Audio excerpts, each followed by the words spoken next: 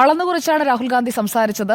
അത് വളരെ കൃത്യമാണ്. പക്ഷേ ആ അളക്കാനായി വെച്ച ത്രാസിന്റെ ചങ്ങല ഇടയ്ക്കൊന്ന് പൊട്ടിപ്പോയി. പിന്നീട് അത് കൂട്ടി യോജിപ്പിക്കേണ്ടി വന്നു എന്നുള്ളതാണ് ആ പ്രസംഗത്തിന്റെ വിവരങ്ങൾ പുറത്തു വരുമ്പോൾ നമുക്ക് മനസ്സിലാക്കാൻ കഴിയുന്നത്. നിങ്ങളൊക്കെ ഇവിടെ സൂചിപ്പിച്ചതുപോലെ രാഹുൽ ഗാന്ധിയുടെ പ്രസംഗത്തിലെ വാചകങ്ങൾ അതിൽ ഒരിടത്തും, അതായത് ഈ ഹിന്ദുവിനെ പറയുന്നതിന് തൊട്ട് മുൻപ് BJP, RSS, നരേന്ദ്രമോദി, അമിത്ഷാ അതൊക്കെ ഉപയോഗിച്ചുകൊണ്ട് ആ വാചകം പറയുകയായിരുന്നെങ്കിൽ അവിടെയാണ് ആ ത്രാസിന്റെ ചങ്ങല ആദ്യം പൊട്ടുന്നത്. ആ പൊട്ടൽ എന്ന് പറയുന്നത് യാഥാർത്ഥ്യമാണ്. അത് ഏച്ചുവെച്ചൊന്നും ആ വീഡിയോ പ്രചരിപ്പിക്കേണ്ട ആവശ്യമില്ല. കാരണം രാഹുൽ ഗാന്ധി പറയുന്നത് ഹിന്ദുക്കൾ എന്ന് പറയുന്നവർ, ആ ഹിന്ദി വാചകത്തിന്റെ അർത്ഥം എങ്ങനെയാണ്? ഹിന്ദുക്കൾ എന്ന് പറയുന്നവർ 24 മണിക്കൂറും ഹിംസ ഹിംസ ഹിംസ, 3 വട്ടമാണ് ഹിംസയെക്കുറിച്ച് പറഞ്ഞത്. അതിനുശേഷം നഫ്രത്ത്, വെറുപ്പിനെ കുറിച്ച് പറയുന്നു. നഫ്രത്ത് നഫ്രത്ത് നഫ്രത്ത് 3 വട്ടം പറയുന്നു.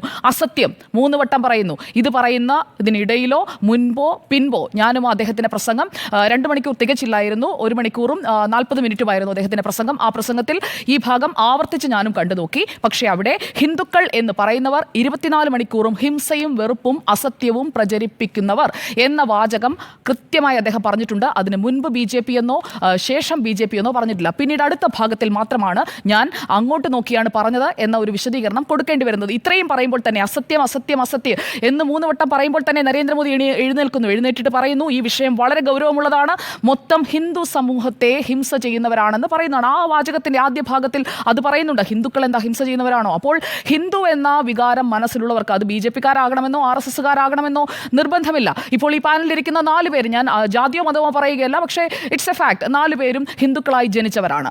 അപ്പോൾ ആ ഹിന്ദു എന്നതിൽ ഒരുപക്ഷെ എല്ലാവർക്കും അഭിമാനിക്കണമെന്നില്ല. ഹിന്ദുവായി അഭിമാനിക്കുന്ന ഒരു വ്യക്തിക്ക്, ഫോർ മീ, ഞാൻ എൻ്റെ പേഴ്സണൽ എക്സാമ്പിൾ തന്നെ എടുക്കാം, മറ്റൊരാളെ ഞാൻ കോട്ട് ചെയ്യുന്നില്ല, for me as A Hindu, being bone as A Hindu, ഞാനതിൽ അഭിമാനിക്കുന്നയാളാണ്. അപ്പോൾ ഞാൻ ഹിംസ ചെയ്യുന്നയാളാണോ? ഞാൻ ഇന്നുവരെ ഒരു മനുഷ്യനെയും കൊന്നിട്ടില്ല, ഒരു മൃഗത്തെയും കൊന്നിട്ടില്ല. അപ്പോൾ ഹിന്ദുക്കളെല്ലാം ഹിംസ ചെയ്യുന്നവരാണ് എന്നുള്ള രാഹുൽ ഗാന്ധിയുടെ പരാമർശത്തോട് എനിക്ക് വിയോജിപ്പുണ്ട്. ഹിന്ദുവായ സുജയ പാർവതിക്ക് വിയോജിപ്പുണ്ട്. അതുപോലെ ഇന്ത്യയിലെ, നേരത്തെ ഉണ്ണിസാർ കൃത്യമായി കണക്ക് പറഞ്ഞല്ലോ, ഇന്ത്യയിലെ ഹിന്ദുക്കളിൽ ഏതെങ്കിലും വ്യക്തിയുടെ, ഏതെങ്കിലും ഹിന്ദുവിൻ്റെ വികാരം വ്രണപ്പെട്ടിട്ടുണ്ടെങ്കിൽ നിയമപരമായി പോലും നീങ്ങാൻ കഴിയുന്ന ഒരു സാഹചര്യമുള്ള പരാമർശമാണ് ലോക്സഭയിൽ രാഹുൽ ഗാന്ധി നടത്തിയിരിക്കുന്നത്. അതുകൊണ്ടാണ് ഈ വിഷയം ഗൗരവമുള്ളതാണ് എന്ന് പ്രധാനമന്ത്രി നരേന്ദ്രമോദി സൂചിപ്പിക്കുന്നത്. അപ്പോൾ ആ വിഷയം അവിടെ നിൽക്കുകയാണ്. ഹിന്ദു വികാരം വ്രണപ്പെട്ടോ അതൊരു പ്രചാരണ ആയുധമായി മാറുമെന്നുള്ളത് നിശ്ചയമാണ്. കാരണം രാഹുൽ ഗാന്ധി പ്രതിനിധാനം ചെയ്യുന്ന കോൺഗ്രസ് പാർട്ടിയിൽ വോട്ട് ചെയ്യുന്ന, അതിനൊപ്പം നിൽക്കുന്ന നേതാക്കളായ നിരവധി ഹിന്ദുക്കളുണ്ട്. നേരത്തെ സനാതന ധർമ്മത്തെക്കുറിച്ച് ഉദയനിധി സ്റ്റാലിൻ തെരഞ്ഞെടുപ്പ് പ്രചാരണ വേളയിൽ പറഞ്ഞപ്പോൾ എന്താണ് മധ്യപ്രദേശിലെടുത്ത സ്റ്റാൻഡ്, രാജസ്ഥാനിലെടുത്ത സ്റ്റാൻഡ്, കോൺഗ്രസ് പാർട്ടിയിലെ തന്നെ നേതാക്കൾ. അപ്പോൾ കോൺഗ്രസിൽ തന്നെ രാഹുൽ ഗാന്ധി പറഞ്ഞ ഈ വാചകത്തോട് പൂർണ്ണമായും യോജിപ്പുണ്ടോ എന്നുള്ളത് പോലും ഇനിയുള്ള ദിവസങ്ങളിൽ നമുക്ക് കണ്ടറിയാം. എന്തായാലും നന്ദി പ്രമേയ ചർച്ച തുടങ്ങിയിട്ടേ ഉള്ളൂ. രാഹുൽ ഗാന്ധിയുടെ ഇന്നത്തെ 1 മണിക്കൂർ 40 മിനിറ്റ് കണ്ടെങ്കിൽ നാളെ 4 മണിക്ക് ഇതിന്റെ മറുപടി ബാറ്റിംഗ് വരുന്നുണ്ട് പ്രധാനമന്ത്രി നരേന്ദ്രമോദിയുടെ. ആ മറുപടി ബാറ്റിംഗിൽ എന്താണ് പറയാൻ പോകുന്നത് എന്നുള്ളതും രാജ്യം കാത്തിരിക്കുകയാണ്. അപ്പോൾ RSS-ഉം BJP-യും നരേന്ദ്രമോദിയും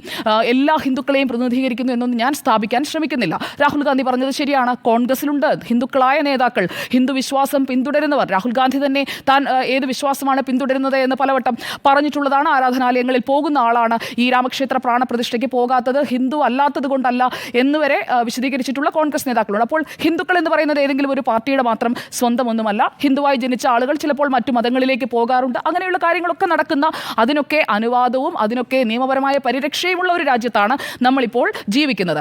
അപ്പോൾ ഈ ശിവന്റെ അഭയമുദ്ര എടുത്തുകൊണ്ടാണ് രാഹുൽ ഗാന്ധി സംസാരിക്കുന്നത്, അല്ലാതെ സംഹാരമൂർത്തിയായ ശിവനെ അല്ല ഞാൻ ഉദ്ദേശിക്കുന്നത് എന്നും രാഹുൽ ഗാന്ധി ഈ പ്രസംഗത്തിൽ പറയുന്നുണ്ട്. അതായത് ഫിയർലെസ് ആയ, ആരെയും ഭയമില്ലാത്ത എന്ന് സൂചിപ്പിക്കുന്നതിനാണ് ഈ എല്ലാ മതങ്ങളുടെയും കാര്യങ്ങൾ എടുത്ത് രാഹുൽ ഗാന്ധി പറഞ്ഞതെന്നാണ് ഞാൻ മനസ്സിലാക്കുന്നത്. അതിൽ പരമശിവന്റെ ചിത്രം ഉയർത്തിക്കാട്ടിയപ്പോഴാണ് ഓം ബിർള ഇടപെടുന്നത്. എന്തായാലും ഒരു കാര്യം പറയാം, നമ്മുടെ സബ്ജക്റ്റ് പ്രതിപക്ഷത്തിന്റെ ചൂടറിഞ്ഞു എന്നാണ്. രാഹുൽ ഗാന്ധി കന്നി പ്രസംഗത്തിൽ കത്തിക്കയറി എന്നുള്ളതാണ് എൻ്റെ ഒരു ടേക്ക്. കാരണം ഈ 1 മണിക്കൂർ 40 മിനിറ്റ് നീളുന്ന രാഹുൽ ഗാന്ധിയുടെ സംഭാഷണത്തിൽ ഉടനീളം അദ്ദേഹം വളരെ സ്ട്രോങ് ആയിട്ടുള്ളൊരു ഡെലിവറിയാണ് അദ്ദേഹം നടത്തിയത്. മാത്രമല്ല വളരെ പ്രിപ്പയർഡ് ആയിരുന്നു. അതായത് വിഷയങ്ങൾ, ഓരോ വിഷയങ്ങളിലും പറയേണ്ട പോയിന്റ്സിലൊക്കെ പ്രിപ്പയർഡ് ആയിരുന്നു. പക്ഷേ ഒരു പ്രിപ്പയർഡ് സ്പീച്ചിൽ സംഭവിക്കാൻ പാടില്ലാത്ത ഒരു തെറ്റ് സംഭവിച്ചല്ലോ ഉണ്ണിസാർ നേരത്തെ സ്പർശിച്ചു പോയതുപോലെ അഗ്നിവീർ പദ്ധതിയെക്കുറിച്ച് നരേന്ദ്രമോദി അവരെ രക്തസാക്ഷികൾ എന്ന് വിളിക്കില്ല, അഗ്നിവീർ എന്നാണ്. ആ കുടുംബത്തിന് സഹായധനം കിട്ടില്ല. അതായത് രക്തസാക്ഷിയാകുന്ന അഗ്നിവീർ പദ്ധതിയുടെ ഭാഗമായവർക്ക് സഹായധനം കിട്ടില്ല എന്ന് പറയുന്നത് തെറ്റല്ലേ?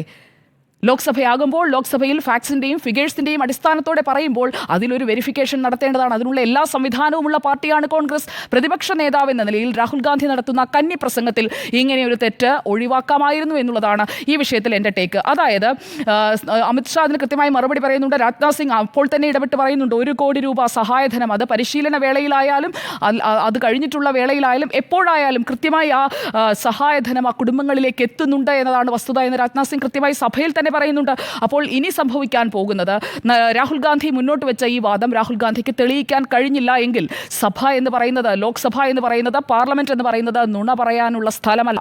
നുണ പറഞ്ഞിട്ടുണ്ടെങ്കിൽ ആ നുണയ്ക്ക് രാജ്യത്തോട്, സൈനികരോട്, സൈനികരുടെ കുടുംബങ്ങളോട്, പാർലമെന്റിനോട് മാപ്പ് പറയേണ്ടി വരും. അപ്പോൾ കന്യപ്രസംഗത്തിൽ അങ്ങനെ ഒരു വീഴ്ച സംഭവിക്കാൻ പാടില്ലായിരുന്നു രാഹുൽ ഗാന്ധിക്ക് എന്നുള്ളതാണ് അതിൽ എൻ്റെ അഭിപ്രായം. എന്തായാലും പാർലമെന്റിൽ അദ്ദേഹം നടത്തിയത് ഒരു മാസ് പ്രസംഗം തന്നെയാണ്. ഇനിയിപ്പോൾ വരാൻ പോകുന്നത് ഹിന്ദുക്കളെ ആക്രമിച്ചുകൊണ്ടുള്ളൊരു പ്രസംഗമാണ് രാഹുൽ ഗാന്ധി നടത്തിയത് എന്നുള്ള നറേറ്റീവാണ്. ഇതിനകം തന്നെ മാധ്യമങ്ങളിലെല്ലാം ആ രീതിയിലുള്ള വാർത്തകളാണ് പ്രത്യക്ഷപ്പെട്ടുകൊണ്ടിരിക്കുന്നത്.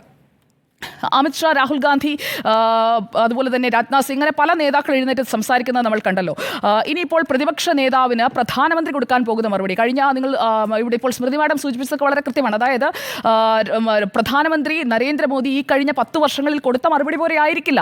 അതായത് ഫസ്റ്റ് ബാറ്റിംഗ് എങ്ങനെയാണോ അതിൻ്റെ റിട്ടേൺ എന്ന് പറയുന്നത് അതിനേക്കാളും സ്ട്രോങ് ആയിരിക്കും. എന്നാലേ കളി ജയിക്കാൻ കഴിയുകയുള്ളൂ. അപ്പോൾ കളി ജയിക്കുക എന്ന ലക്ഷ്യത്തോടെയാണ് നരേന്ദ്രമോദി നാളെ ക്രീസിലേക്ക് ഇറങ്ങുന്നതെങ്കിൽ മറുപടി ബാറ്റിംഗ് എന്ന് പറയുന്നത് വെടിക്കെട്ട് ബാറ്റിംഗ് ആയിരിക്കും. ഒരു ദാക്ഷിണ്യവും ഉണ്ടാകാനുള്ള സാധ്യത ഞാൻ കാണുന്നില്ല. അപ്പോൾ ആ മറുപടി ബാറ്റിങ്ങിനായി നമുക്ക് കാത്തിരിക്കാം. കാണാൻ പോകുന്ന പൂരം പറഞ്ഞറിയിക്കേണ്ടല്ലോ. പിന്നെ എല്ലാ മതങ്ങളെക്കുറിച്ച് പറഞ്ഞപ്പോൾ സിഖ് വിഭാഗത്തെക്കുറിച്ചും പറഞ്ഞിരുന്നു. ഗുരുനാനാക്കിന്റെ ചിത്രം ഉയർത്തിക്കാട്ടിയതിനെക്കുറിച്ചും അങ്ങ് ഇവിടെ പരാമർശിച്ചു. അപ്പോൾ 1984 സിഖ് വിരുദ്ധ കലാപത്തെക്കുറിച്ച് കൂടി രാഹുൽ ഗാന്ധിക്ക് ഓർമ്മയുണ്ടാകണം എന്നുള്ളതാണ് ഈ അവസരത്തിൽ എനിക്ക് വിനയത്തോടെ അദ്ദേഹത്തെ ഓർമ്മിപ്പിക്കാനുള്ളത്. സിഖ് വിരുദ്ധ കലാപത്തിലേക്ക് കൊണ്ടുപോയ ആളുകൾ, അതുപോലെ അടിയന്തരാവസ്ഥ അടിച്ചേൽപ്പിച്ചവർ, അവരൊക്കെ അഹിംസയെക്കുറിച്ച് പറയുന്നത് കേൾക്കുമ്പോൾ, ഹിന്ദുക്കൾ ഹിംസ ചെയ്യുന്നവരാണെന്ന് പറയുമ്പോൾ, അത് കേൾക്കുമ്പോൾ അതത്രയ്ക്ക് അങ്ങോട്ട് യോജിക്കാൻ കഴിയുന്നില്ല എന്നുള്ളതാണ് എൻ്റെ ഫസ്റ്റ് ടേക്ക്.